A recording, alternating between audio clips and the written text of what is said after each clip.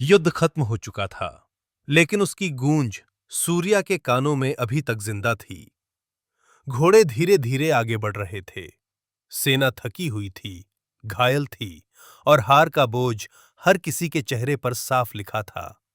कोई बात नहीं कर रहा था, जैसे सब अपनी अपनी यादों के बोझ में दब गए हों। जमीन पर पड़ी लाशें, चीखते हुए लोग और खून से भरे मैदान, ये सब सूर्या के दिमाग से निकल ही नहीं रहा था।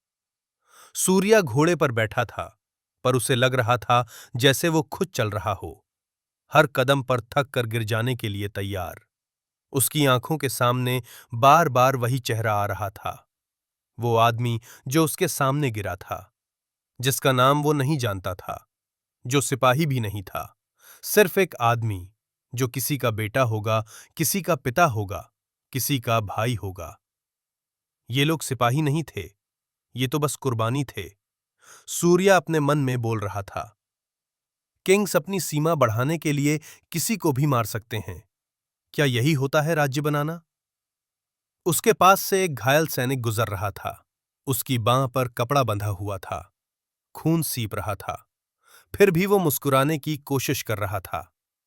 अगली बार जीतेंगे, वो किसी से कह रहा था। सूर्या ने नजर झुका ली। अगली बार और कौन मरेगा, उसने मन में सोचा। जब सेना देवभूमि की सीमा में लौटी, सूरज ढल रहा था। शहर के गेट खुले थे, पर उनमें वो शान नहीं थी जो जीत के बाद होती है। लोग चुप थे, उन्हें पता था ये जीत नहीं है, ये बस एक और चोट है जो राज्य ने खाई है।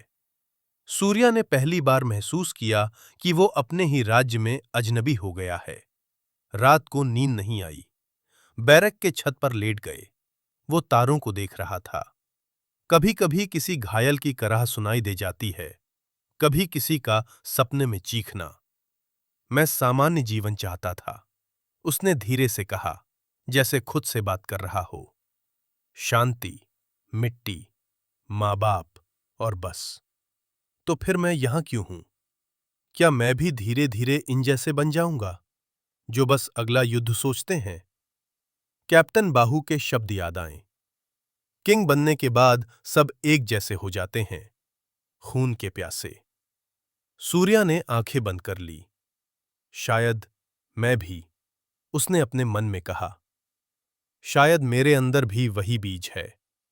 अगली सुबह दरबार बुलाया गया। पूरा महल शांत था, पर उस शांति में बोझ था। राजा विक्रम अपने सिंहासन पर बैठा था। उसकी आंखों में गुस्सा नहीं, थकान थी। लेकिन उस थकान के नीचे एक आग छुपी हुई थी जो बुझने वाली नहीं थी। बाजरा आगे खड़ा था।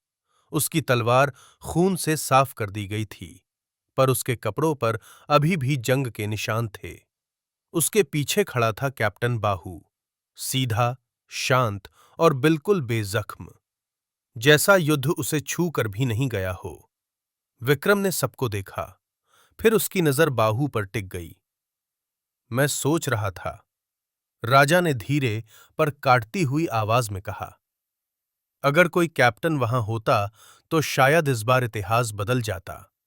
लेकिन तुम तो युद्ध में ही नहीं बाहू, तुम वहां खड़े होकर तमाशा देख रहे थे। दरबार में हल्की सी फुसफुसाहट हुई। बाहू ने कोई झुकाव नहीं दिखाया, ना माफी, ना गुस्सा, सिर्फ सच। मैं भीड़ के बीच नहीं लड़ता राजा, उसने कहा।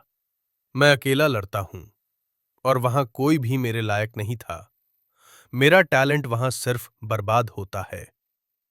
विक्रम की उंगली सिंहासन के हाथ पर चढ़ गई।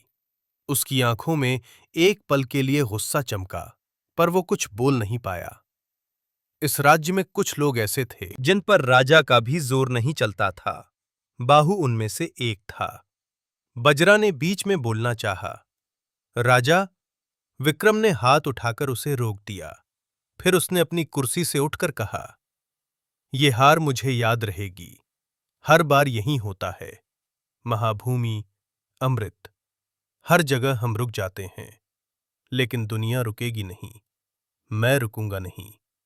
उसकी आवाज धीरे धीरे तेज हो रही थी। एक दिन विक्रम बोला, ये सब राज्य मेरे सामने झुकेंगे, हर एक, चाहे मुझे कितने ही लोगों को कुर्बान करना पड़े। सूर्या पीछे खड़ा ये सब सुन रहा था। उसके सीने में कुछ टूट सा गया। कुर्बान या मारा, उसने मन में सोचा। दरबार खत्म हुआ। राजा वहां से चला गया। बजरा थका हुआ सा खड़ा रहा।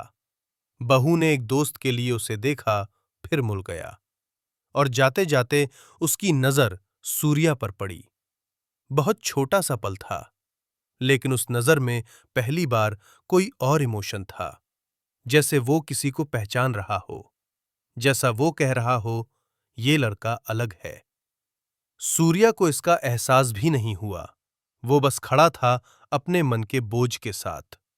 उसे पता नहीं था कि कोई उसे देख चुका है और यहीं से उसकी जिंदगी की दिशा धीरे धीरे बदलने वाली थी।